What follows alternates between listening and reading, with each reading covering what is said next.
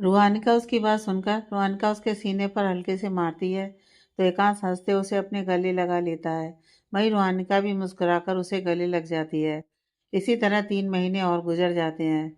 इन 3 महीनों में काफ़ी कुछ बदल चुका था। एकांश और रूहानिका एक नए घर में शिफ्ट हो चुके थे जो काफ़ी छोटा था, जिसमें सिर्फ 2 छोटे छोटे कमरे, एक छोटा सा हॉल, एक छोटा सा किचन और एक बाथरूम था। पर उनके लिए वो घर सही था। वहीं एकांश की कंपनी भी अब रिपेयर हो चुकी थी और एकांश इन्वेस्टर को ढूंढ रहा था। इस बीच ऋषि, जो कि राठौर एम्पायर में काम करता था, उसने अपनी जॉब छोड़कर एकांश की कंपनी ज्वाइन कर ली थी।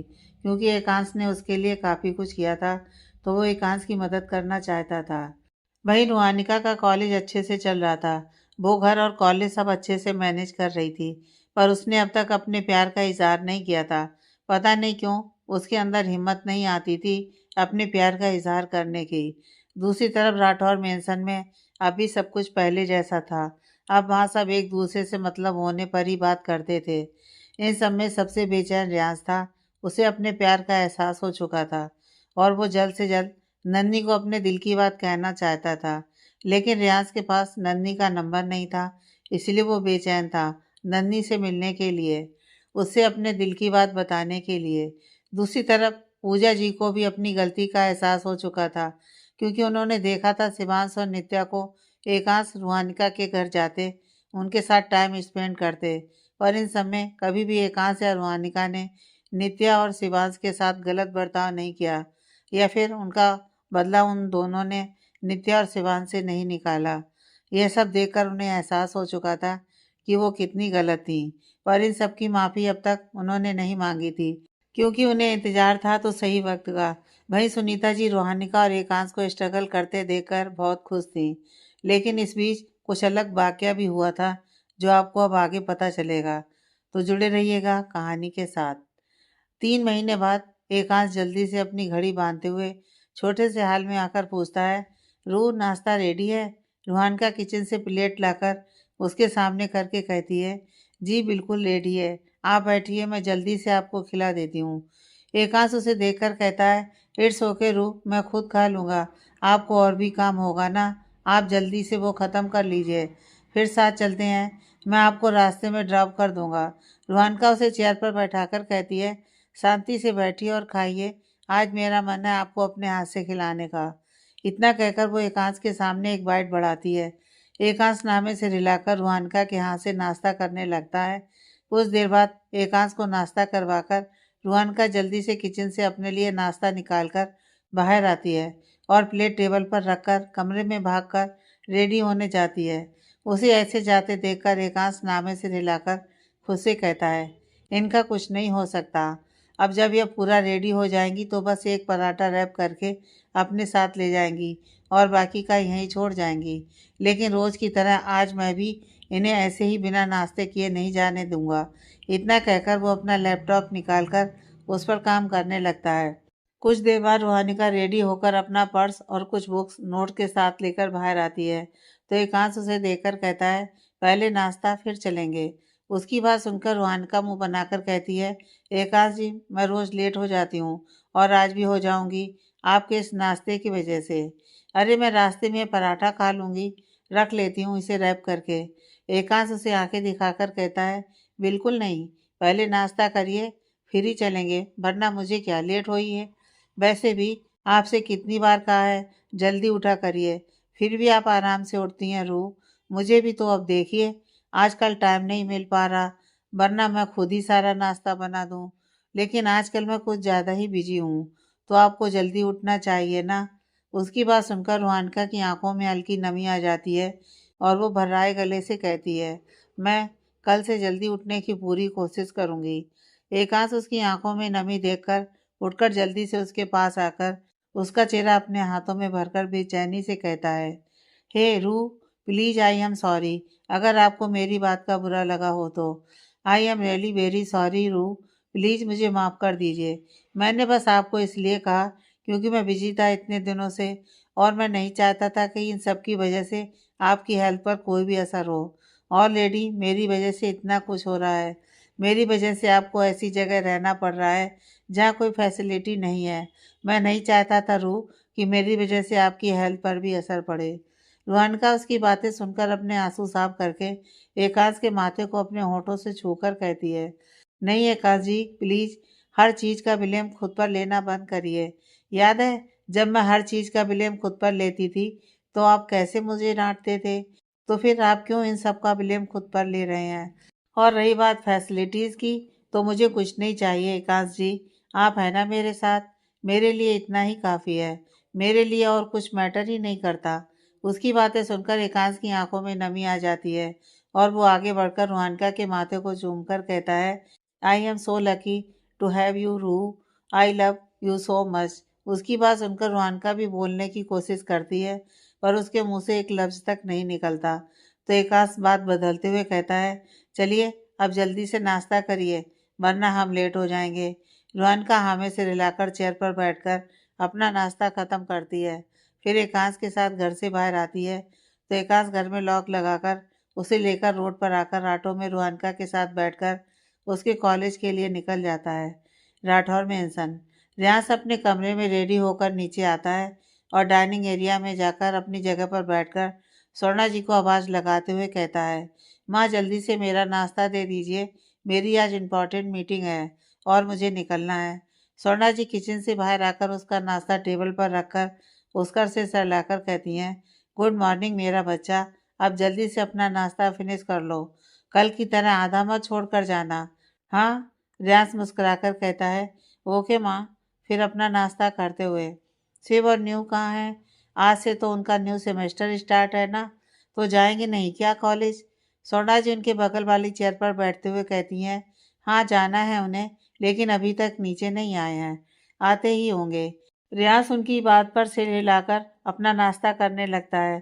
तभी एक सर्वेंट आकर कहता है, बड़ी बहू कोई आए हैं, बड़ी मैडम से मिलने।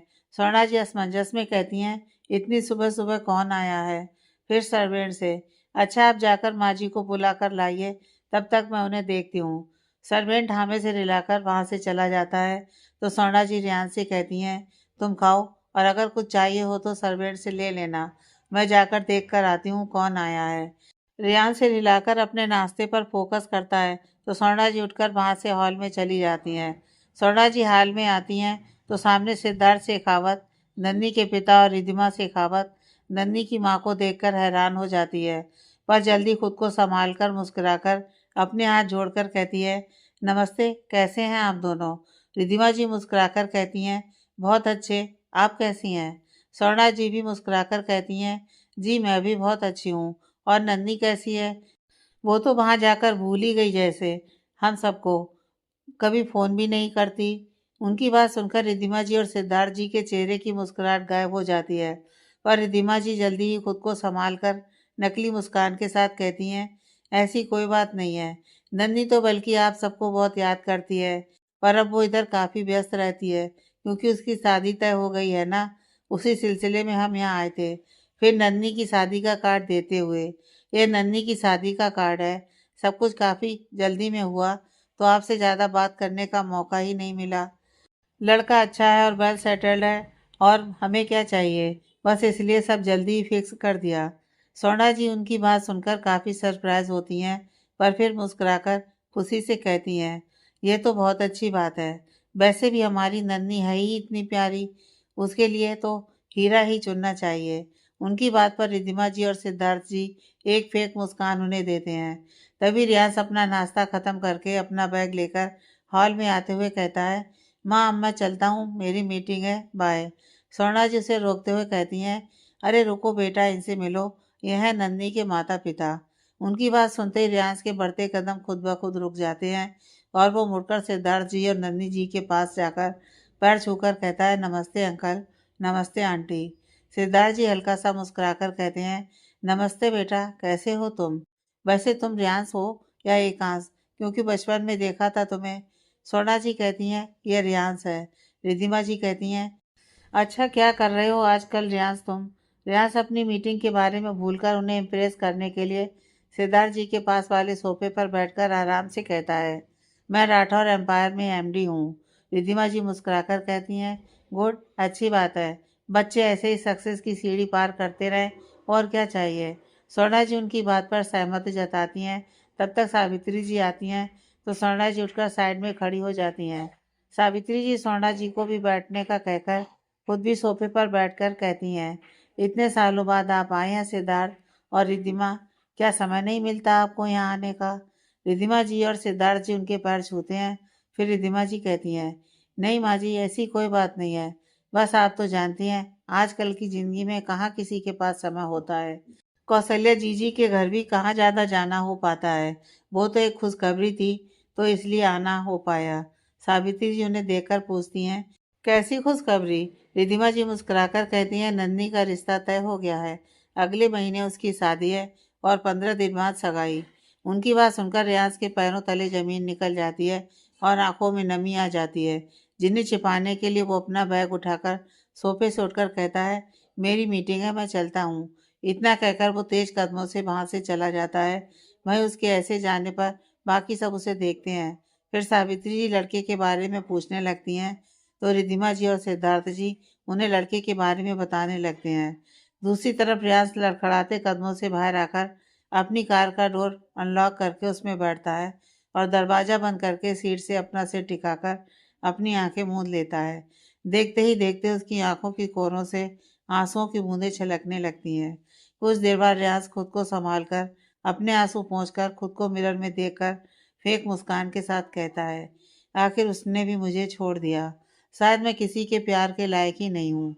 इट्स ओके नन्ही, अगर तुम अपनी जिंदगी में खुश हो तो मैं तुम्हारी खुशी कभी बर्बाद नहीं करूँगा। सगाई है ना तुम्हारी 15 दिन बाद, जरूर आऊँगा तुम्हारी सगाई में। तुम्हें किसी का होते तो मुझसे देखा नहीं जाएगा, पर फिर भी तुम्हारी खुशी देखने और तुम्हारी आखिरी झलक के लिए आऊँगा मैं। इतना कहकर वो एक नज़र खुद की अक्स पर मारता है, फिर कार स्टार्ट करके ऑफिस की तरफ बढ़ा देता है।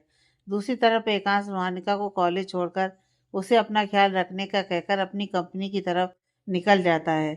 देखते ही देखते संध्या का समय भी आ जाता है तो राठौर मेंशन में स्वर्णा जी, सावित्री जी और पूजा जी मिलकर संध्या की आरती करने लगती हैं। रिद्धिमा जी और सिद्धार्थ जी सुबह ही कार्ड देकर चले गए थे क्योंकि उन्हें दूसरी जगह भी जाना था कार्ड बांटने। वहीं रोहानिका हॉल में बेसब्री से चहलकदमी करते हुए खुद से कहती है, ये एकांश जी कहाँ रह गए, ऐसे तो वो अब तक आ जाते हैं, फिर अब क्यों नहीं आए, फ़ोन भी नहीं उठा रहे हैं। इतना कहकर वो फिर से एकांश को फ़ोन ट्राई करने लगती है। कुछ देर बाद एकांश का कॉल उठता है तो रोहानिका जल्दी से कहती है, कहाँ हैं आप एकांश जी, मैं कब से आपका इंतज़ार कर रही हूँ। सब कुछ ठीक तो है ना, आप ठीक तो है ना, और आप अपना फ़ोन क्यों नहीं उठा रहे।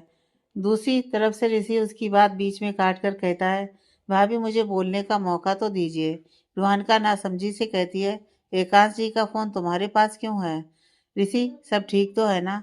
दूसरी तरफ से ऋषि मायूसी से कहता है, भाभी एक्चुअली सर का एक्सीडेंट हो गया है, एक माइनर सा एक्सीडेंट है, हम बस आ रहे हैं घर। वो डॉक्टर उन्हें चेक करके कुछ मेडिसिन दे रहे थे, इसलिए कॉल मैंने पिक कर लिया। रुहानका उसकी बात सुनकर कांपते होंठों से कहती है, एक्सीडेंट कब हुआ, कैसे हुआ, और तुमने मुझे कुछ बताया क्यों नहीं, वो ठीक तो है ना। इतना पूछकर वो रोने लगती है।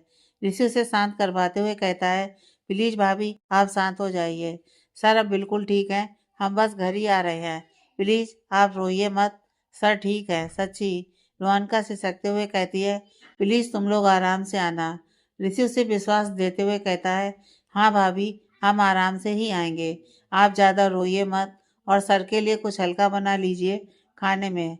हाँ, रुहानका ठीक है कहकर फ़ोन रख देती है और फिर ईश्वर की फ़ोटो के सामने जाकर अपने हाथ जोड़कर आंखें मूंद कर सुबकते हुए कहती है, प्लीज़ भगवान जी, अगर मुझसे कोई गलती हुई है तो सज़ा मुझे दीजिए, एकांश जी को नहीं। उन्हें ठीक कर दीजिएगा प्लीज़, क्योंकि उनके सिवा अब मेरा कोई नहीं है। अगर उन्हें कुछ हो गया तो मैं कैसे जीऊँगी, मैं तो मर जाऊँगी। इतना कहकर वो सुबकने लगती है। वहीं दूसरी तरफ एक सुनसान इलाके में छोटे से लकड़ी के बने घर के अंदर एक नकाबपोश आदमी अपने सामने बैठी औरत से कहता है, आखिरकार उसका एक्सीडेंट करवा ही दिया तुमने। हाँ, वो औरत हंसते हुए कहती है, हाँ अभी तो बस छोटा सा एक्सीडेंट करवाया है, एक दिन देखना उसके साथ उसकी बीवी को भी ख़त्म करवा दूंगी। उन दोनों की वजह से मेरा परिवार टूटा है ना, उसका परिवार भी तोड़ दूंगी मैं। इतना सब होने के बावजूद न जाने कैसे उस रूहानिका को नौकरी मिल गई। उसे तो मिल ही गई, लेकिन एकांश अब उसकी भी कंपनी बन गई। भले ही वो कंपनी छोटी है, लेकिन एकांश दिन रात एक करके उसे राठौर एम्पायर से भी बड़ा बना देगा और वो दोनों फिर खुशी खुशी अपनी ज़िंदगी जीने लगेंगे, जो मुझे हरगिज नहीं चाहिए। इसलिए तो उसका एक्सीडेंट करवाया। मुझे पता लगा था कि 1 हफ्ते बाद उसे एक बहुत इम्पोर्टेंट इन्वेस्टर को अपनी प्रेजेंटेशन दिखानी थी, जिसके बदले उसे अपना पहला इन्वेस्टर मिलने वाला था। और ऐसा तो मैं होने नहीं दे सकती, बस इसलिए मैंने उसका एक्सीडेंट करवा दिया। अब ना तो प्रेजेंटेशन बनेगी और ना ही इन्वेस्टर मिलेगा। इतना कहकर वो जोर जोर से हंसने लगती है। नकाबपोश आदमी भी हंसते हुए कहता है, बिल्कुल सही किया तुमने। अब बस इंतजार है मुझे तो रूहानिका और एकांश की बर्बादी का। उन दोनों को बर्बाद करने के बाद अगर मुझे मौत भी मिल जाए तो मुझे कोई गम नहीं, लेकिन उनको बर्बाद करने के बाद ही मुझे मौत मिलनी चाहिए, क्योंकि मैं तभी सुकून से मर सकूंगा। ये कहते वक्त उनके चेहरे पर असीम नफरत दिखाई दे रही थी, एकांश और रूहानिका के लिए। वो औरत जल्दी से उठकर उसके पास जाकर उसका हाथ थामकर कहती है, ऐसी बातें क्यों करते हैं आप? अगर आपको कुछ हो गया तो मैं कैसे जीऊंगी? यह सब मैं आपके लिए ही तो कर रही हूँ। आप बहुत अहम है मेरे लिए। उनकी बात सुनकर नकाबपोश आदमी के चेहरे पर एक विजयी मुस्कुराहट आ जाती है। दूसरी तरफ ऋषि एकांश को लेकर घर आता है तो रोहानिका जल्दी से उनके लिए पानी लाती है। पानी पीने के बाद एकांश गिलास टेबल पर रखता है तो रोहानिका एकांश के पास बैठकर रोते हुए उसका चेहरा छूकर कहती है, कितनी चोट लगी है आपको? यह सब कैसे हुआ? ध्यान कहाँ था आपका? एकांश हल्का सा मुस्कुराकर कहता है, इट्स ओके रू, इतनी भी नहीं लगी है। I am fine. रोहानिका उसे आंखें दिखाकर कहती है, दाहिने हाथ में फ्रैक्चर आ गया है और बाएं पैर में मोच आ गई है। सिर पर भी हल्की सी चोट लगी है और यह आपको नॉर्मल लग रहा है। एकांश जेब कर नजर चुराने लगता है तो रोहानिका ऋषि से पूछती है, इन्हें चोट कैसे आई? क्या हुआ था? ऋषि कहता है, दरअसल सर गए थे कुछ सामान खरीदने मॉल में। तभी जब वो बाहर निकल रहे थे एक कार ने उन्हें टक्कर मार दिया। वो तो कहिए मैं भी उनके साथ था, तो वक्त रहते उन्हें हॉस्पिटल ले गया। रूहानिका एकांश को देखकर सुबकते हुए कहती है, आप अपना ध्यान क्यों नहीं रखते? अगर आपको कुछ हो गया तो मेरा क्या होगा? मेरे पास तो आपके अलावा कोई है भी नहीं। एकांश उसके हाथ पर अपना हाथ रखकर उस पर दबाव बनाते हुए कहता है, चुप रूहानिका, शांत हो जाइए। देखिए मैं बिल्कुल ठीक हूँ ना, कुछ नहीं हुआ मुझे। हाँ, रूहानिका उसकी बात सुनकर सिर हिलाकर अपने आंसू पोंछती है, फिर ऋषि से कहती है, तुम हाथ मुंह धो लो, मैं खाना लगाती हूँ। ऋषि उठते हुए कहता है, नहीं भाभी, फिर कभी खाना हो जाएगा। एक्चुअली आज सीखा ऋषि की वाइफ ने स्पेशली मेरी पसंद का डिनर बनाया है, तो अगर मैंने घर में खाना नहीं खाया तो वो मेरी जान खा लेगी।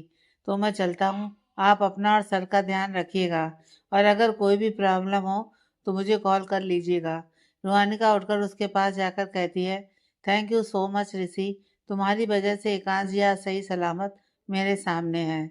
ऋषि मुस्कुराकर कहता है, ये तो मेरा फर्ज था भाभी। अच्छा अब मैं चलता हूँ, और हाँ, सर को 15 दिन रेस्ट करना है, डॉक्टर ने कहा है। 15 दिन बाद इनका प्लास्टर हटेगा।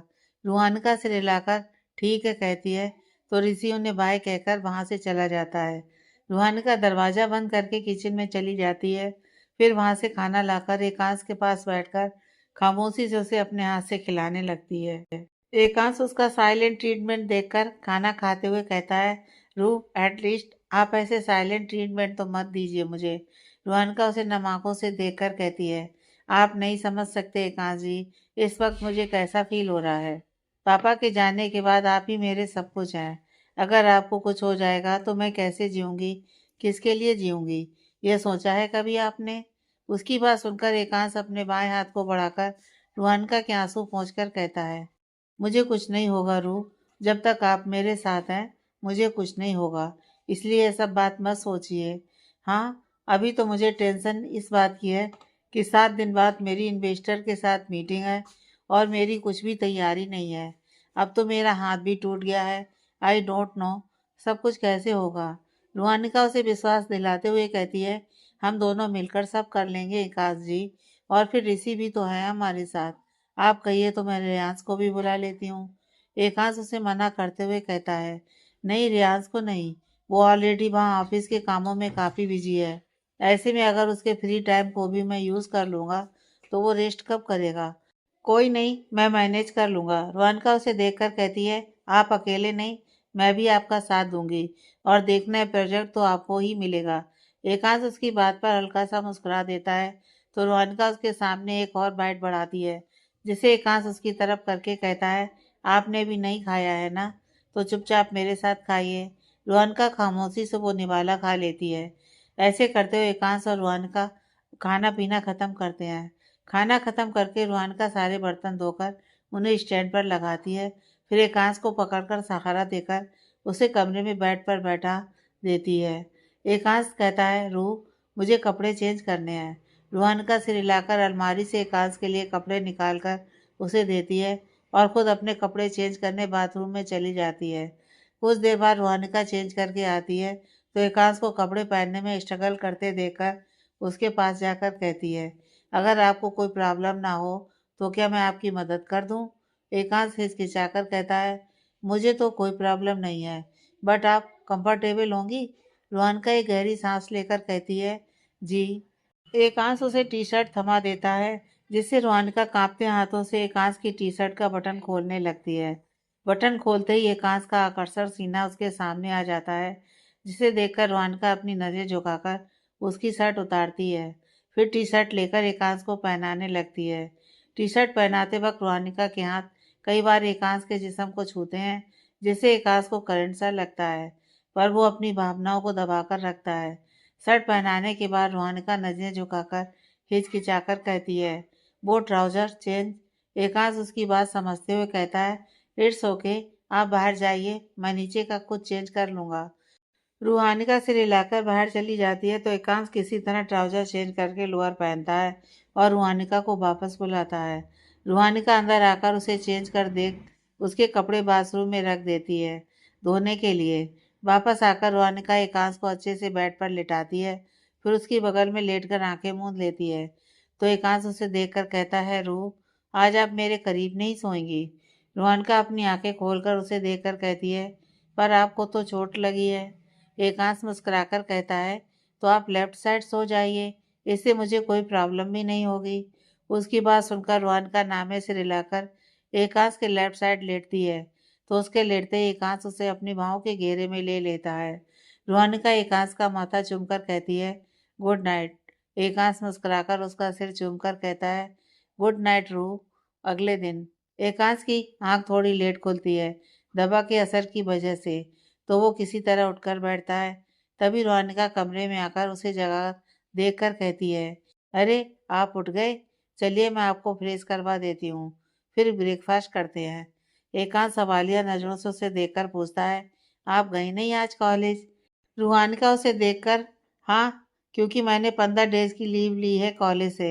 एकांश उसे देखकर कहता है, और ऐसा क्यों?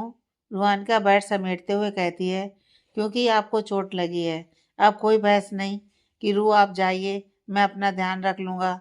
मुझे पता है आप कितना ध्यान रखेंगे अपना, इसलिए चुपचाप चलिए मेरे साथ बाथरूम।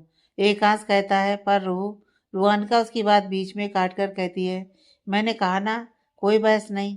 इतना कहकर वो एकांश को सहारा देकर खड़ा करती है, फिर उसे बाथरूम तक ले जाती है।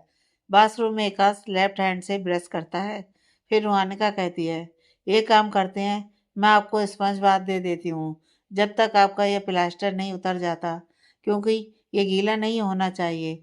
एकांश सिर हिलाकर कहता है, हाँ ठीक है, बट आप ये कर पाएंगी? रुहानिका सिर हिलाकर कहती है, ऑफ कोर्स, चलिए मैं आपको बाहर बैठाकर पानी लेकर आती हूँ। एकांश उसका सहारा लेकर बाहर हॉल में चेयर पर बैठता है तो रोहनका पानी लेने चली जाती है। कुछ देर बाद रोहनका स्पंज बाथ के लिए सब कुछ लाकर जमीन पर रखती है और एक गहरी सांस लेकर किसी तरह एकांश को स्पंज बाथ देती है। इस बीच रोहानिका और एकांश के दिल की धड़कनें काफ़ी तेज थीं। स्पंज बाथ देने के बाद रोहानिका एकांश के लिए और अपने लिए नाश्ता लगाती है तो दोनों मिलकर साथ में नाश्ता करते हैं, पर खामोशी से, क्योंकि कुछ देर पहले का सीन दोनों के जहन में चल रहा था। नाश्ता करने के बाद रोहानिका किचन समेटकर बेडरूम समेटने लगती है। सारा काम खत्म करने के बाद रोहानिका बाहर आती है तो एकांश को अपने फ़ोन में कुछ करते देखकर कहती है, ऋषि अभी तक आया नहीं, मैंने तो उसे जल्दी बुलाया था। एकांश उसे देखकर कहता है, अच्छा तो आता ही होगा। तभी डोरबेल बजती है तो रोहानिका जाकर दरवाजा खोलती है। सामने ऋषि को देखकर मुस्कुराकर उसे अंदर बुलाती है। ऋषि मुस्कुराकर अंदर आकर बैठता है और एकांश से पूछता है, अब कैसे हैं आप सर? एकांश मुस्कुराकर कहता है, अब ठीक हूँ। अच्छा चलो अब प्रेजेंटेशन शुरू करते हैं। ऋषि से रिलाकर एक डायरी और पेन निकालता है और एकांश के कहे अनुसार सब कुछ लिखने लगता है। इसी तरह दिन बीत रहे थे। एकांश और ऋषि के साथ रूहानिका भी उनकी प्रेजेंटेशन बनाने में मदद कर रही थी, जिससे 7 दिन बाद उसकी प्रेजेंटेशन पूरी तरह से तैयार हो जाती है। दूसरी तरफ रियान ने अब घर पर सबसे बात करना ही छोड़ दिया था। वो अपनी दुनिया में खोया रहता था। उसका ऐसा बर्ताव देखकर शिवांश, स्वर्णा जी और नित्या बहुत परेशान थे। उन्होंने काफ़ी बार उससे पूछने की भी कोशिश की, पर रियांश ने उन्हें कुछ नहीं बताया। खैर देखते ही देखते 7 दिन बीत जाते हैं और प्रेजेंटेशन का दिन भी आ जाता है। इन दिनों रोहानिका काफ़ी सहज हो चुकी थी एकांश के साथ, क्योंकि रोज वो खुद ही एकांश को स्पंज बाथ देती थी और उसकी हेल्प करती थी उसके कपड़े चेंज करने में। एकांश और रोहानिका के रिश्ते में काफ़ी करीबी आ चुकी थी, पर अब तक रोहानिका ने अपने दिल की बात एकांश को नहीं बताई थी। 7 दिन बाद एकांश जल्दी जल्दी रेडी हो रहा था। अब उसका पैर ठीक हो चुका था और सिर पर भी आई चोट अब ठीक हो चुकी थी, पर दाहिने हाथ में अभी प्लास्टर था। रोहानिका उसके पास आकर उसकी टाई बांधते हुए कहती है, डोंट वरी, आई नो आप बहुत अच्छा करेंगे, इसलिए नर्वस मत होइए। एकांश उसे प्यार से देखकर कहता है, आपको कैसे पता कि आई एम नर्वस? रोहानिका मुस्कुराकर शरारत से कहती है, क्योंकि आपकी बीवी के पास आपकी तरह दूसरों के मन की बात जानने का भी टैलेंट है। उसकी बात पर एकांश हंस पड़ता है तो रोहानिका भी हंस देती है। कुछ देर बाद एकांश ऋषि के साथ ऑफिस के लिए निकल जाता है। वहीं रोहानिका अपने कॉलेज चली जाती है, क्योंकि आज वो फ्री थी, इसलिए उसने सोचा आज कॉलेज चली जाए। दोपहर में रोहानिका कॉलेज से घर आकर चेयर पर बैठकर खुद से कहती है, अब तक एकांश जी का कॉल नहीं आया। सब ठीक तो हुआ होगा ना? एक बार कॉल करूं क्या? नहीं नहीं, क्या पता प्रेजेंटेशन लंबी चल रही हो। फिर पिछले कुछ दिनों की करीबियों को याद करते हुए, बहुत हुआ, अब मैं एकांश जी से अपने दिल की बात बताकर ही रहूंगी, वो भी आज ही। उन्हें एक के साथ दो दो खुशी मिलेगी। इतना कहकर वो खुद में मुस्कुराने लगती है। फिर जल्दी से उठकर अपना पर्स लेकर घर लॉक करके बाहर चली जाती है। काफ़ी देर बाद रूहानिका घर वापस आती है और सारा डेकोरेशन का सामान एक और रखकर डेकोरेशन करने लगती है। शाम को एकांश घर आता है और डोरबेल बजाकर जैसे ही दरवाजे पर हाथ रखता है, दरवाजा खुद ब खुद खुल जाता है, जिसे एकांश असमंजस से कहता है, ये रूह ने दरवाजा खुला क्यों छोड़ा है? इतना कहकर एकांश जैसे ही अंदर आता है, हॉल की लाइट्स एकदम ऑन होती है, जिससे वहां की डेकोरेशन देखकर एकांश हैरान और सरप्राइज हो जाता है। पूरे हॉल को रूहानिका ने लाइट्स और फूलों से सजाया था। वहीं मेन दरवाजे से लेकर बेडरूम तक फूलों का रास्ता बना था, जिस पर चलते हुए एकांश दरवाजा बंद करके बेडरूम में जाता है तो वहां का डेकोरेशन देखकर एकांश के दिल की धड़कनें तेज हो जाती हैं। बेडरूम को फूलों और कैंडल से सजाया था रूहानिका ने, जिससे बेडरूम की रंगत ही बदल गई थी। एकांश अपनी धड़कनों को शांत करके रूहानिका को आवाज देते हुए बेचैनी से कहता है, रूह कहाँ हैं आप? एकांश ने इतना कहा ही था कि तभी पीछे से किसी के गाने की आवाज आती है, जिसे सुनते ही एकांश सुकून से अपनी आंखें मूंद लेता है। रूहानिका आगे आकर एकांश के सामने जाकर उसके गले में अपनी बाहों के हाथ डालकर उसकी आंखों में देखकर आगे गाती है कि कितनी मोहब्बत है तुमसे, जरा पास आके तो देखो, क्या आग है धड़कनों में। रूहानिका एकांश के गले लगकर आगे गाती है। रूहानिका गाना खत्म करके खामोशी से एकांश के गले लगी थी। वहीं एकांश तो काफी हैरान था रूहानिका के अचानक कन्फेक्शन करने से, पर उसे खुशी भी बहुत हो रही थी, जिसे शब्दों में बयान करना उसके बस में नहीं था। रूहानिका कुछ देर बाद एकांश से अलग होकर उसकी आंखों में देखकर कहती है, इस गाने ने मेरे दिल के हाल को बयान किया है एकांश जी। वाकई आपसे मिलने से पहले मैं बहुत अकेली थी। समाज की वजह से अपने दर्द, अपनी तकलीफों को खुद ही सहा, लेकिन आपसे मिलने के बाद मुझे रियलाइज़ हुआ कि फाइनली मेरे पास भी कोई है जो मुझे मेरे पास्ट से जज नहीं करेगा, जो मुझे मेरे पास्ट में इतना होने के बावजूद भी जी भरकर प्यार करेगा। मैंने कभी नहीं सोचा था कि मेरी जैसी नापाक लड़की को भी कोई इतनी शिद्दत से प्यार कर सकता है, अपना सकता है।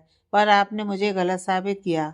आपने हमेशा मेरी मर्जी पूछी, हर चीज़ में, चाहे वो मेरे करीब आना हो या फिर मेरे सपनों को पूरा करना हो। आपने हमेशा मेरी रिस्पेक्ट की, मेरे पास्ट को जानने के बाद भी मुझे जज नहीं किया, बल्कि मेरी हिम्मत बढ़ाकर इस गलत इंसान को सजा दी। मैं आपसे तब से ही प्यार करने लगी थी जब शायद पहली बार मुझे आपके साथ सुकून महसूस हुआ था, या शायद तब से जब पहली बार आपको नन्ही के साथ देखकर मुझे जलन हुई थी, या शायद तब से जब पहली बार आपको गले लगाकर मुझे सुकून महसूस हुआ था। आपकी छोटी छोटी केयर, आपका मुझे खुद अपने हाथों से खाना बनाकर खिलाना, मेरी तबीयत खराब होने पर मेरा ख्याल रखना, मुझे नहीं पता एग्जैक्टली मुझे कब आपसे प्यार हुआ। जब आपने अपना कन्फेशन किया तो मेरे अंदर हिम्मत नहीं थी कुछ कहने की, इसलिए कुछ बोल नहीं पाई। फाइनली आज हिम्मत करके बोल रही हूँ, I love you Ekash ji, I really love you so much. आप मेरे सब कुछ हैं, आपसे मैं हूँ। अगर आप नहीं तो यह रूह भी नहीं रहेगी। आई लव यू ए लॉट। इतना कहकर रोहानका झट से एकांश के गले लग जाती है, क्योंकि इस कन्फेशन को करते वक्त उसकी आंखों में नमी आ चुकी थी। वही एकांश सुन पड़ चुका था। उसे रोहानका से ऐसे कन्फेशन की उम्मीद बिल्कुल नहीं थी। उसे समझ में नहीं आ रहा था कि वो कैसे रिएक्ट करे। इसी वक्त उसे दुनिया की सबसे बड़ी खुशी मिली थी, जो उसके लिए बयान कर पाना मुश्किल था। रुहानका के सुबकने की आवाज़ सुनकर एकांश अपने ख्यालों से बाहर आकर रुहानका को खुद से अलग करके उसका चेहरा अपने हाथों में भरकर उसके आंसू पोंछते हुए कहता है, रूह, मुझे नहीं समझ आ रहा मैं क्या कहूँ। आज पहली बार पता चला कि आपके दिल में, आपकी ज़िंदगी में मेरी क्या इम्पोर्टेंस है। मुझे नहीं पता मैं अपनी खुशी कैसे बयान करूँ। रूह, right now I feel like मैं इस दुनिया का सबसे खुशकिस्मत इंसान हूँ, जस्ट बिकॉज मुझे आप मिली। और रही बात पास्ट की, तो मैं ये नहीं कहूँगा कि उसे भूल जाइए, क्योंकि कुछ जख्म भूलना आसान नहीं होता। पर प्लीज़ खुद को नापाक मत कहिए। आपसे ज़्यादा पाक लड़की इस पूरी दुनिया में कोई नहीं है रूह। आपकी मासूमियत, आपकी मुस्कुराहट, आपकी सादगी आपको सबसे अलग और पाक बनाती है। ये बात हमेशा याद रखिएगा। मेरे लिए इस दुनिया की सबसे पाक लड़की आप हैं। उसकी बातें सुनकर रूहान नम आंखों से उसे देखकर उसके गले लग जाती है, तो एकांश उसके बाल सहलाते हुए बात बदलकर कहता है, अच्छा खाना भी बना है आज, या सारा टाइम डेकोरेशन में ही लगा दिया आपने? रूहानका उससे अलग होकर अपने आंसू पोंछकर कहती है, बना है ना, पर पहले आप बताइए, प्रोजेक्ट मिल गया आपको? वो रेडी है ना आपकी कंपनी इन्वेस्ट करने के लिए? एकांश मुस्कुराकर कहता है, जिसकी आप जैसी लकी बीवी हो उसका कोई काम भला रुक सकता है? रूहानका खुशी से कहती है, इसका मतलब आपको प्रोजेक्ट मिल गया और इन्वेस्टर भी। एकांश हाँ से हिलाता है, तो रूहानका खुशी से उसके गले लग जाती है। एकांश शरारत से कहता है, लगता है आज मुझे कुछ ज़्यादा ही शौक मिलने वाले हैं। रूहानका उसे अलग होकर असमंजस से पूछती है, क्यों? एकांश शरारत से उसे देखकर कहता है, क्योंकि आप आज इतनी रोमांटिक हो रही हैं। पहले यह सब डेकोरेशन, फिर कन्फेशन, अब इतने सारे हक, क्या बात है? हाँ, मुझे आपके इरादे ठीक नहीं लगते। रूहानका झेप कर कहती है, ऐसी कोई बात नहीं है, वो बस मैं खुश थी तो। एकांश हंसते हुए कहता है, इट्स ओके रूह, आपका हक है मेरे करीब आने का। आप जितना चाहें मुझे हक कर सकती हैं, और मन हो तो किस भी। रूहानका उसकी बात पर शर्माकर कमरे से बाहर जाते हुए कहती है, आप फ्रेश होइए, मैं खाना लगाती हूँ। इतना कहकर वो भागकर किचन में चली जाती है। एकांश उसे भागते देखकर नामे से हिलाकर अपने बालों पर हाथ घुमाते हुए किसी टीनेजर की तरह शर्माते हुए अपने कपड़े लेकर बाथरूम में चला जाता है। अब एकांश का हाथ काफ़ी हद तक ठीक हो चुका था, इसलिए वो बिना रोहानका को परेशान किए खुद ही चेंज कर लेता है। कुछ देर बाद एकांश फ्रेश होकर बाहर आता है, तो रोहानका खाना टेबल पर लगा चुकी थी। एकांश रोहानिका के पास जाकर बैठता है, तो रोहानिका उसे देखकर पूछती है, कैसा लगा आपको सारा अरेंजमेंट? एकांश पूरे हॉल और कमरे की तरफ अपनी नज़रें दौड़ाकर कहता है, हाँ इम्प्रेसिव। फिर मायूसी से, पर मैंने तो आपको ऐसे प्रपोज ही नहीं किया था। मैंने तो सिंपली बोल दिया था। सिर्फ यही नहीं, मैंने आज तक आपके लिए कुछ स्पेशल किया ही नहीं। जब से हम साथ हैं, हम कहीं घूमने भी नहीं गए साथ। रोहानिका उसे टोकते हुए कहती है, गए तो थे बीजापुर। एकांश उसे देखकर कहता है, सबके साथ गए थे, अकेले नहीं। मैं अकेले जाने की बात कर रहा हूँ। मैं आज तक आपको कभी कुछ नहीं दे पाया। I am really very sorry. इतना कहकर वो शर्मिंदगी से अपना सिर झुका लेता है। रोहनका उसका चेहरा अपने हाथों में भरकर कहती है, आपने तो मुझे बहुत कुछ दिया है एकांश जी। आपने मुझे परिवार दिया, आपने मुझे जो खुशियाँ दी हैं, जो कुछ भी दिया है, वो इस दुनिया के सारे महंगे तोहफों से कहीं बढ़कर है और मेरे लिए सबसे ज़्यादा अजीज है। एकांश उसकी बात सुनकर प्यार से उसे देखता है, फिर आगे बढ़कर उसका माथा चूमता है तो रोहनका मुस्कुराकर कहती है, चलिए अब खाना खाते हैं वरना ठंडा हो जाएगा। एकांत से रिलाकर अपने बाएं हाथ से उसका और अपना खाना एक ही प्लेट में निकालकर एक निवाला रोहनका की तरफ बढ़ाता है। रोहनका मुस्कुराकर खा लेती है, फिर खुद एक निवाला एकांश की तरफ बढ़ाती है, जिसे एकांश मुस्कुराकर खा लेता है। खाना खत्म करने के बाद रोहनका सारे बर्तन समेटकर किचन में रखती है और अपनी बढ़ी हुई धड़कनों को काबू करने लगती है, क्योंकि कन्फेशन के बाद एकांश के साथ बेडरूम में जाना, वो भी ऐसी डेकोरेशन में, उसे काफी अजीब लग रहा था। हालांकि वो भी अब इस रिश्ते में आगे बढ़ना चाहती थी, क्योंकि उनकी शादी को 8 महीने हो चुके थे। पर कैसे कहे एकांत से, और क्या उसे आगे बढ़ने पर वो रात तो नहीं याद आएगी? यह सोचकर रुहानिका अंदर ही अंदर बेचैन हो रही थी। पर किसी तरह खुद को संभाल कर रुहानिका एक गहरी सांस छोड़कर कमरे में जाती है तो सब कुछ साफ पहले जैसा देखकर हैरान हो जाती है। एकांश बेडशीट सही करते हुए कहता है, आइए रूह, आप वहाँ क्यों खड़ी हैं? सोना नहीं है क्या? और मुझे जल्दी मेरी मेडिसिन दे दीजिए। आज मैंने खुद से चेंज किया ना, तो शायद हाथ में दबाव पड़ गया है। दर्द हो रहा है मेरे हाथ में। रुहानिका जल्दी से उसे दवा ला कर देती है और परेशानी से कहती है, आप ठीक तो है ना? एकांश दवा निगल कर पानी पीते हुए कहता है, हाँ मैं ठीक हूँ, बस हल्का सा दर्द है, अभी दवा खाइए ठीक हो जाएगा। रुहानिका उससे गिलास लेकर कहती है, आप लेट कर आराम करिए, मैं ये रख कर आती हूँ। एकांश उसका हाथ पकड़कर कहता है, अरे यहीं रख दीजिए ना, सुबह रख देना किचन में, यहाँ आइए मेरे पास। इतना कहकर वो बेड की दूसरी तरफ इशारा करता है। रुहानिका गिलास टेबल पर रखकर मुस्कुराकर एकांश की बगल में बैठती है तो एकांश उसे अपनी बाहों के घेरे में लेकर कहता है, हाँ आज तो कोई कुछ ज़्यादा ही बोल्ड हो गया नहीं? मतलब इतना बड़ा कन्फेशन करना कोई आसान बात थोड़ी है।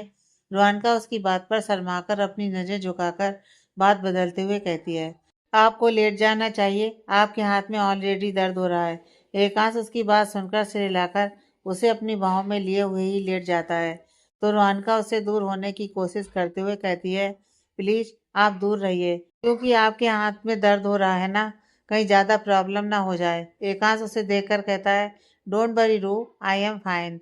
अच्छा ये बताइए, माँ से बात हुई आपकी? रोहनिका कहती है, हाँ हुई थी, पर मैंने उन्हें आपके बारे में नहीं बताया है। वो कह रही थी नन्नी की सगाई है तो हम दोनों को भी उनके साथ जाना है जयपुर। एकांश हैरानी से कहता है, वाट, नन्नी की सगाई? पर वो तो रियान से प्यार करती है, फिर वो सगाई कैसे कर सकती है? रुहानिका कुछ सोचकर कहती है, पता नहीं, पर मुझे ऐसा लगता है ये सब जबरदस्ती हो रहा है उसके साथ, क्योंकि मुझे पता है वो कितना प्यार करती है रियान से। मैंने उसकी आंखों में देखा है और उसने मुझे खुद भी तो बताया था। इन सब में पता नहीं रियाज का कैसा हाल होगा। वो तो मेरा कॉल भी नहीं उठाता, और अगर उठा भी लेता है तो ज़्यादा बात भी नहीं करता। एक बार आप कोशिश करिए ना उससे बात करने की। एकांत सिर हिलाकर कहता है, हाँ ठीक है मैं देखता हूँ। वैसे मैंने भी उसे कॉल किया था तो उसने सिर्फ मेरा हालचाल लिया और फ़ोन रख दिया, ज़्यादा बात नहीं की। खैर एक बार फिर से ट्राई करता हूँ मैं। ऐसे ही रुहानिका और एकांश बात करते हुए एक दूसरे की बाहों में सो जाते हैं। जयपुर, शेखावत मेंशन। नन्ही अपने कमरे की बालकनी में बैठी एकटक चांद को देख रही थी। उसकी आंखों के कोर भीगे हुए थे। तभी रिद्धिमा जी उसके कमरे में आकर उसे ढूंढते हुए बालकनी में आकर उसे बैठा देखकर गुस्से में कहती हैं, तुम यहाँ की महारानी हो जो यहाँ बैठी हो? खाना खाने के लिए तुम्हारे एक नौकर भेजें तब आओगी तुम नीचे? चलो अब नीचे, और हाँ, खुद का हुलिया ठीक करो, होने वाली दुल्हन हो तुम, थोड़ा तो एक्साइटमेंट दिखाओ। नन्ही उन्हें भरी आंखों से देखकर कहती है, क्या शादी मेरी मर्जी से हो रही है जो मैं एक्साइटमेंट दिखाऊं? खैर मैंने आप सबसे यही एक्सपेक्ट किया था, क्योंकि आप लोग हो ही ऐसे सेल्फिश, जिन्हें सिर्फ अपने बिजनेस की फिक्र है, अपनी बेटी की नहीं। रिद्धिमा जी गुस्से में उसके पास जाकर उसका हाथ पकड़कर उस पर दबाव बनाते हुए कहती हैं, हिम्मत कैसे हुई तुम्हारी मुझसे ऐसे बात करने की? भूल गई माँ हूँ मैं तुम्हारी? उस दिन राठौर मेंशन में क्या रुक गई, जबान आ गई तुम्हारे मुंह में? हाँ, आइंदा से अगर तुमने मुझसे बात की तो मैं तुम्हें छोड़ूंगी नहीं। अभी चुप हूँ क्योंकि कल तुम्हें शॉपिंग पर जाना है अपने ससुराल वालों के साथ, वरना बताती तुम्हें अच्छे से। फिर उसका हाथ छोड़कर, अब चलो यहाँ से और नीचे चलकर खाना खाओ, और हाँ, अच्छे से बर्ताव करना अपने पापा से, वरना मैं तो रुक गई। वो तुम्हारी अकल ठिकाने लगाने के लिए तुम्हें थप्पड़ मारने से पहले एक बार भी नहीं सोचेंगे। उनकी बातें सुनकर नन्ही अपने आंसू पोंछकर फीकी सी मुस्कान के साथ कहती है, उनसे और क्या एक्सपेक्ट किया जा सकता है। चलिए, इतना कहकर वो आगे निकल जाती है तो रिद्धिमा जी भी उसके पीछे पीछे चली जाती हैं। समय अपनी गति से बीतने लगा था। जहाँ रियाज नन्ही के लिए बेचैन और बेबस था, वही हाल नन्ही का भी था। और उसे तो लग रहा था कि रियाज उससे प्यार नहीं करता, इसलिए उसने कोई उम्मीद नहीं लगाई थी रियाज से। वो किसी कठपुतली की तरह सबकी बातें मान रही थी, तो वही रियाज ने सबसे बात करना ही बंद कर दिया था। जैसे जैसे सगाई का वक्त पास आ रहा था, वैसे वैसे दोनों के दिलों में हलचल हो रही थी। दोनों ही सगाई को तोड़ना चाहते थे, पर एक मजबूर और एक बेबस था, और दूसरा दूसरे के प्यार से अनजान था। वहीं दूसरी तरफ एकांश काफी अच्छे से रिकवर हो चुका था और उसका प्लास्टर भी हट गया था, पर डॉक्टर ने अभी उसे अपने हाथ की कम मूवमेंट करने को कहा था। दोनों ही अभी अपने रिश्ते में आगे नहीं बढ़े थे। खैर, देखते ही देखते सगाई का दिन भी आ जाता है। आज नन्ही और समर समर सिंघानिया, जयपुर का टॉप बिजनेसमैन, जिसके साथ डील होने की वजह से सिद्धार्थ जी नन्ही की शादी उससे करवा रहे हैं। दरअसल समर ने जब पहली बार नन्ही को देखा था, तभी वो उसे पसंद आ गई थी। इसलिए उसने सिद्धार्थ जी से डील करी और नन्ही के साथ शादी का प्रस्ताव भी रख दिया, जिसे सिद्धार्थ जी ने बिना नन्ही से पूछे हाँ कर दिया। वैसे समर स्वभाव में काफी अच्छा और समझदार है। की सगाई थी। राठौर मैंसन से सब रेडी होकर जयपुर के लिए निकल जाते हैं, क्योंकि उनकी फ्लाइट थी। वहीं रुहानिका और एकांश भी रेडी होकर एयरपोर्ट पहुंचते हैं, जहां राठौर परिवार का पर्सनल जेट था। रुहानिका और एकांश राठौर परिवार के पर्सनल जेट में बैठते हैं और सबके पैर छूकर सबसे आशीर्वाद लेते हैं। सावित्री जी एकांश और रुहानिका को देखकर काफ़ी खुश होती हैं और उन्हें अपने पास ही बैठाकर उनसे बातें करने लगती हैं। आज सावित्री जी पहली वाली सावित्री जी लग ही नहीं रही थी। ऐसा लग रहा था वो कोई और हैं। वो जैसे एकदम केयर फ्री होकर रुहानिका और एकांत से बात कर रही थी, खुशी खुशी। उन्हें ऐसे देखकर सब मुस्कुरा रहे थे। करीब 1 घंटे बाद सब जयपुर के एयरपोर्ट पर लैंड करते हैं, तो वहाँ पहले से ही उनकी गाड़ियाँ मौजूद थी, जिसमें बैठकर सब शेखावत मेंशन के लिए निकल जाते हैं। वहीं दूसरी तरफ नन्ही को तैयार किया जा रहा था। तभी रिद्धिमा जी वहां आकर नन्ही को देखकर कहती हैं, अरे ये क्या, ये अभी तक तैयार नहीं हुई? सारे मेहमान और लड़के वाले आ गए हैं, जल्दी जल्दी हाथ चलाओ, सब बुला रहे हैं ऐसे नीचे। मेकअप आर्टिस्ट उनकी बात सुनकर जल्दी जल्दी अपने साथ आई लड़कियों को इंस्ट्रक्शन देते हुए नन्ही को रेडी करने लगती है। कुछ देर बाद नन्ही को पूरी तरह से रेडी करके मेकअप आर्टिस्ट मुस्कुराकर नन्ही से कहती है, मैम अब आप खुद को मिरर में देख सकती हैं। नन्ही उसकी बात सुनकर खुद को मिरर में देखती है, तो खुद को राजस्थानी लिबास में सजा देखकर उसे कोई खुशी नहीं होती, क्योंकि वो सगाई तो उसकी मर्जी के बिना ही हो रही थी। रिद्धिमा जी नन्ही से कहती हैं, हाँ ठीक ही लग रही हो, चलो अब तुम नीचे। नन्ही बुझे मन से अपना लहंगा संभालते हुए उठकर रिद्धिमा जी के साथ कमरे से बाहर निकल जाती है। दूसरी तरफ पूरा राठौर परिवार शेखावत मेंशन पहुंच चुका था। सिद्धार्थ जी जल्दी से जाकर उनका स्वागत करते हैं। वहीं रियाज को एक कॉल आता है, इसलिए वो बाहर ही रुककर कॉल अटेंड करने लगता है। कुछ देर बाद रियाज कॉल खत्म करके अंदर आने लगता है, तो उसकी नज़र सीढ़ियों पर जाती है, जहाँ से नन्ही राजस्थानी लिबास में सजी अपना लहंगा संभालते हुए नजरें झुकाकर नीचे आ रही थी। नन्ही को राजस्थानी लिबास में देखकर रियाज के दिल की धड़कनें तेज हो जाती हैं और वो नन्ही में खोकर बिना अपनी पलकें झपकाए उसे एकटक देखने लगता है।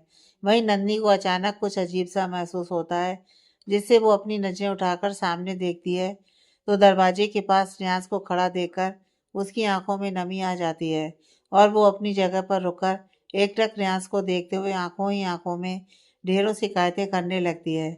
नन्ही को रुका देखकर रिद्धिमा जी अपने दांत भींचते हुए धीरे से कहती हैं, चल क्यों नहीं रही हो, चुपचाप नीचे चलो। नन्ही, मैं अब तुम्हारा कोई नाटक नहीं देखने वाली। रिद्धिमा जी की बात सुनकर नन्ही होश में आकर रियाज पर एक आखिरी नजर मारकर अपनी नजर झुका लेती है। नन्ही की नजर झुकाने पर रियाज होश में आकर अपनी नजर उससे हटा लेता है और अंदर जाकर एकांश की बगल में खड़ा हो जाता है।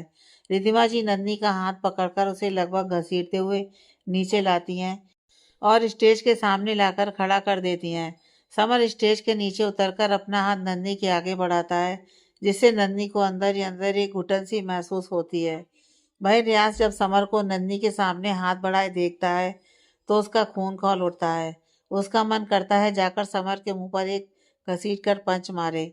आखिर उसकी हिम्मत कैसे हुई नन्ही से सगाई करने का सोचने की। यह सोचकर ही रियाज को अंदर ही अंदर गुस्सा आ रहा था। नन्ही को हाथ ना रखते देखकर रिद्धिमा जी नकली मुस्कान सजाते हुए नन्ही का हाथ समर के हाथ पर रखती हैं, जिससे नन्ही अचानक चौंक उठती है, पर फिर खुद को संभालती है। समर मुस्कुराकर नन्ही का हाथ थामकर धीरे से स्टेज पर चढ़ता है। रिद्धिमा जी रिंग लेकर नन्ही को देती हैं, जिससे नन्ही कांपते हाथों से रिंग लेती है और सूनी आंखों से रियाज को देखने लगती है। रियाज जब नन्ही को खुद को देखता पाता है तो ना जाने क्यों उसे लगता है जैसे ये सगाई नन्ही की मर्जी से नहीं हो रही। यह सोचकर रियाज तेज आवाज में कहता है, रुक जाइए। उसके ऐसे बोलने पर सब उसे देखने लगते हैं। रियाज आगे बढ़कर स्टेज पर जाता है और नन्ही के सामने घुटनों के बल बैठते हुए उसकी आंखों में देखकर कहता है, मैं तुमसे बहुत नाराज हूँ। बिना मुझे बताए चली आई यहाँ। पता है कितना मिस किया मैंने तुम्हें। अपनी आदत लगाकर चली गई तुम। क्या तुम्हें एक बार भी मेरी याद नहीं आई?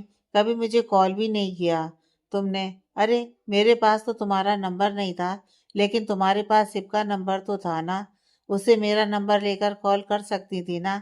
आई नो जितने दिन तुम घर पर थी मैंने बहुत रूड बिहेव किया तुम्हारे साथ। उसके लिए मैं दिल से सॉरी हूँ। पर नन्ही, जो आदत तुमने मुझे खुद की लगाई ना, वो भुलाई नहीं भूली जा रही है। पता है क्यों? नन्ही नम आंखों से उसे देखकर नामे से हिलाती है तो रियांस आगे कहता है, क्योंकि मुझे तुमसे प्यार हो गया है। तुम्हारा मुझे इरिटेट करना, सबका इतना ख्याल रखना, मेरा लाख बार मना करने के बावजूद मेरा ख्याल रखना, मुझे तुम्हारी सारी हरकतों से प्यार हो गया है। मुझे तुमसे प्यार हो गया है। I M fallen in love with you. I love you so much नन्ही। अगर तुम्हारे दिल में भी मेरे लिए कोई फीलिंग्स है तो ना करो ये सगाई। बाकी सब मैं संभाल लूंगा। बस तुम अपने दिल की बात करो मुझसे। उसकी बातें सुनकर सब लोग सौंट थे, सिवाय एकांश और रुहानिका के। उनके चेहरे पर एक बड़ी सी मुस्कुराहट थी। वही नन्ही को समझ में नहीं आ रहा था कि वो कैसे रिएक्ट करे। वो खुद से अपने आंसू संभालते हुए हाँ में सिर हिलाकर कहती है, मैं भी तुमसे बहुत प्यार करती हूँ। इडियट, इतने टाइम बाद क्यों आए? थोड़ा पहले नहीं आ सकते थे? रियांस उठकर उसके आंसू पोंछकर कहता है, जब जागो तभी सवेरा होता है। नन्ही उसकी बात पर मुस्कुरा देती है तो रियांस मुस्कुराकर अपना हाथ आगे करके कहता है, रिंग नहीं पहनाओगी? नन्ही खुशी से मुस्कुराते हुए रियांस की अनामिका उंगली में रिंग पहना देती है, जिससे रियांस अपने दूसरे हाथ से रिंग निकालकर नन्ही की उंगली में पहनाते हुए कहता है, आज तो यही है, बट आई प्रॉमिस जल्दी ही तुम्हारे लिए बहुत खूबसूरत रिंग लेकर आऊँगा। नन्ही प्यार से उसे देखकर कहती है, अगर तुम ना भी लाओ तो चलेगा, क्योंकि ये रिंग हमेशा मेरे लिए बेहद खास होगी। रियांस उसकी बात सुनकर मुस्कुरा देता है। तभी रिद्धिमा जी गुस्से में रियांस को धक्का देकर कहती हैं, तुम्हारी हिम्मत कैसे हुई मेरी बेटी के साथ सगाई करने की? रियांस धक्का लगने पर खुद को संभाल लेता है। तभी एकांश आगे आकर कहता है, बस बहुत हुआ, बाकी बातें हम अकेले में करेंगे। फिर सिद्धार्थ जी से, आप सारे मेहमानों को भेज दीजिए, हमें अकेले में बात करनी चाहिए, जहाँ सिर्फ हमारी फैमिली हो। उसकी बात सिद्धार्थ जी को भी सही लगती है, इसलिए वो समर की फैमिली और राठौर फैमिली को छोड़कर सबको हाथ जोड़कर वहां से भेज देते हैं। सबके जाने के बाद सिद्धार्थ जी गुस्से में दंदनाते हुए नन्ही के पास जाते हैं और उसके गाल पर एक जोरदार थप्पड़ मारते हैं। उनके ऐसा करने पर सब शॉक्ड हो जाते हैं। वही रियांस गुस्से में सिद्धार्थ जी को नन्ही से दूर करके कहता है, हिम्मत कैसे हुई आपकी मेरी नन्ही पर हाथ उठाने की? सिद्धार्थ जी गुस्से में कहते हैं, दूर रहो हमसे, ये मेरा और मेरी बेटी का मामला है, तो तुम उसमें ना ही पढ़ो तो ही अच्छा है।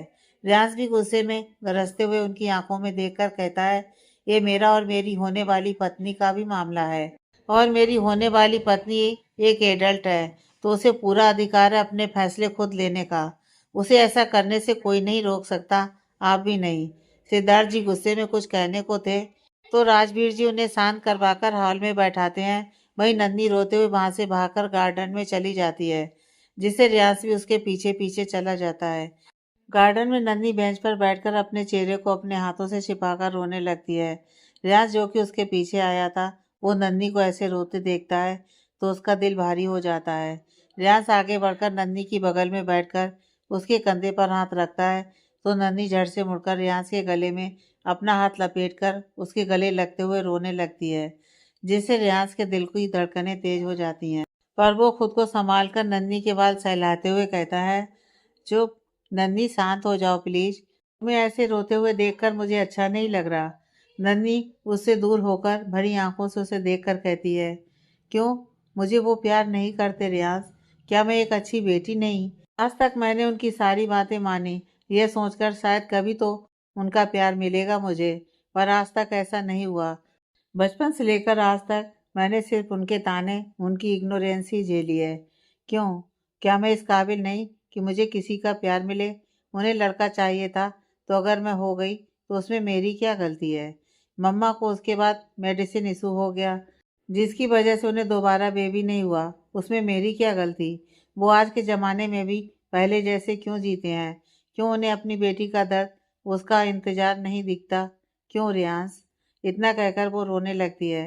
वहीं रियाज इस सडन इन्फॉर्मेशन से काफ़ी शॉक्ड था। उसे नहीं पता था कि रिद्धिमा जी और सिद्धार्थ जी ऐसे हैं, क्योंकि वो तो जब उन दोनों से मिला था, दोनों ने ही अच्छे से बिहेव किया था।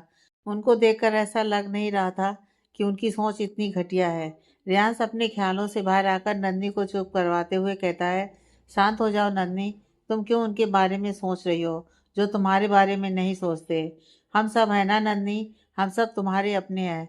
मेरा परिवार अब से सिर्फ मेरा ही नहीं बल्कि तुम्हारा भी है, और हम सब तुम्हें इतना प्यार देंगे कि तुम अपने बचपन के सारे जख्मों को भूल जाओगी। I promise. नन्ही उसकी बात सुनकर नम आंखों से उसे देखकर हल्का सा मुस्कुराकर उसके गले लगकर कहती है, थैंक यू सो मच रियाज, मुझे एक्सेप्ट करने के लिए। आई नो तुम्हारे लिए तुम्हारा पहला प्यार भूलना आसान नहीं, पर तब भी तुमने कोशिश की, मुझे इसी बात की खुशी है। उसकी बात सुनकर रियाज उससे अलग होकर कंफ्यूज होकर कहता है, तुम्हें कैसे पता श्रद्धा के बारे में? नन्ही नजर चुराते हुए कहती है, मैंने सुन लिया था जब तुम होली वाले दिन रूहानिका जी से बात कर रहे थे। रियाज उसकी बात सुनकर कुछ सोचकर कहता है, और इसलिए ही तुम यहाँ वापस आ गई थी मुझसे बिना मिले, राइट? नन्ही हाँ में से हिलाती है तो रियाज उसके सिर पर हल्के से चपत लगाकर कहता है, आधी बात सुनकर तुम चली गई। काश तुमने उस दिन मेरी पूरी बात सुनी होती। इस दिन मैंने भाभी को बताया था कि मैं तुम्हारे लिए क्या फील करता हूँ, पर तुम तो आधी अधूरी बात सुनकर ही चली गई और मुझसे बात भी नहीं की जाने से पहले। उसकी बात सुनकर नन्ही झेप कर कहती है, सॉरी। रियाज उसके गाल खींचकर कहते हैं, you know what, you are cute. नन्ही उसकी बात पर शर्माकर अपनी नजर झुकाती है तो रियाज उसका चिन पकड़कर उसका चेहरा ऊपर करके कहता है, और जब तुम ऐसे नजर झुकाती हो ना तो और भी हसीन लगती हो। नन्ही शर्माकर कहती है, प्लीज तुम ऐसी बातें मत करो, मुझे शर्म आ रही है। रियाज आगे बढ़कर उसके माथे को अपने लबों से छूकर कहता है, मैं तो करूँगा क्योंकि ये तो मेरा राइट है। नन्ही उसके एहसास में खोई उसके गले लग जाती है तो रियाज उसके बाल सहलाने लगता है। दोनों खामोशी से एक दूसरे के आगोश में बैठे थे। तभी शिवांश और नित्या वहां आकर उन्हें देखकर कहते हैं, आप दोनों ऐसा कर सकते हो? उनकी आवाज़ सुनकर दोनों सामने देखते हैं और एक दूसरे से अलग होते हैं। रियाज शिवांश को देखकर कहता है, क्यों, क्या हो गया? शिवांश मुंह बनाकर कहता है, भाई कम से कम मुझे तो बता देते अपने इस अफेयर के बारे में। नित्या मुंह बनाकर नंदनी से कहती है, और दी, आपसे तो रोज बात होती थी, स्टिल आपने मुझे सच नहीं बताया, कभी कभी नहीं बताया कि आपके और रियाज भाई के बीच कुछ है। नन्ही उसकी बात सुनकर अपनी नजर झुका लेती है तो रियाज नन्ही का हाथ पकड़कर उसे अपनी तरफ खींचता है, जिससे नन्ही रियाज के गले से लग जाती है और हैरानी से उसे देखती है। पर रियाज उसका रिएक्शन इग्नोर करके शिवांश और नित्या से कहता है, अब पता चल गया ना, अब तुम दोनों जाओ, मुझे जरा तुम्हारी होने वाली भाभी से कुछ जरूरी बातें करनी है। उसकी बात सुनकर शिवांश और नित्या मुंह बनाकर वहां से चले जाते हैं तो रियांश नन्ही के बालों की लट कान के पीछे करके कहता है, हाँ तो इस रिश्ते की शुरुआत करने से पहले मैं तुम्हें श्रद्धा के बारे में बताना चाहता हूँ। श्रद्धा मेरी क्रश थी कॉलेज की। उसके बाद मैं उससे अट्रैक्ट हुआ और मुझे उससे प्यार हो गया। मैंने हमेशा उसकी मदद की, पर वो मुझे सिर्फ फ्रेंड समझती थी। जब मैंने सोचा मैं उसे अपने दिल की बात बता दूंगा, उसी दिन उसने मुझे अपने शादी का कार्ड थमा दिया। उसकी बातें सुनकर नन्ही उससे अलग होकर उसे देखकर प्यार से कहती है, मैं कभी तुम्हें छोड़कर नहीं जाऊंगी रियांश, हम दोनों एक दूसरे के सारथी बनेंगे। उसकी बात सुनकर रियाज के चेहरे पर एक बड़ी सी मुस्कुराहट आ जाती है और वो आगे बढ़कर नन्ही को जोर से गले लगाकर कहता है, तुम्हें पता है तुम ना बहुत अच्छी हो और तुम्हारी इसी अच्छाई ने मुझे तुम्हारी तरफ खींचा था। ओ नन्ही, आई लव यू सो मच। इतना कहकर वो नन्ही के गाल पर किस कर देता है, जिससे नन्ही के गाल शर्म से लाल हो जाते हैं और वो अपना चेहरा रियाज के सीने में छिपा लेती है। यह देखकर रियाज हंस पड़ता है। दूसरी तरफ अंदर का माहौल काफी गर्म था। राजवीर जी के समझाने पर सिद्धार्थ जी इस रिश्ते के लिए मान गए थे और फिर समर भी पीछे हट गया था, क्योंकि उसके लिए नन्ही की खुशी मैटर करती थी। रियांश और नन्ही कुछ देर बाद हाथों में हाथ डालकर अंदर आते हैं तो सब लोग उन्हें देखने लगते हैं, जिससे झेप कर दोनों एक दूसरे से अपना हाथ पीछे खींच लेते हैं। सावित्री जी रियांश को घूरते हुए अपनी कठोर आवाज में कहती हैं, तो ये सब चल रहा है हमारी नाक के नीचे और हमें पता भी नहीं चला। रियांश नजर चुराने लगता है। तभी उसे सबके हंसने की आवाज़ सुनाई देती है, जिससे वो समझ जाता है कि सावित्री जी बस उसे छेड़ रही हैं। सबको हंसता देखकर रियांश और नंदी भी मुस्कुरा देते हैं। वहीं सिद्धार्थ जी और रिद्धिमा जी नंदी की तरफ एक नज़र भी नहीं देखते और ना ही उससे बात करते हैं, जिससे नंदी काफ़ी उदास हो जाती है। पर रियाज उसके हाथ को अपने हाथ में थामते हुए पलके झपकाकर उसे आश्वासन देता है, तो नंदी उसे देखकर मुस्कुरा देती है। वहीं रूहानिका और एकांश सबको खुश देखकर एक दूसरे का हाथ थामकर मुस्कुरा देते हैं। क्या एकांश और रूहानिका की जिंदगी में सब कुछ सही होगा? जानने के लिए पढ़िए कहानी का नेक्स्ट पार्ट।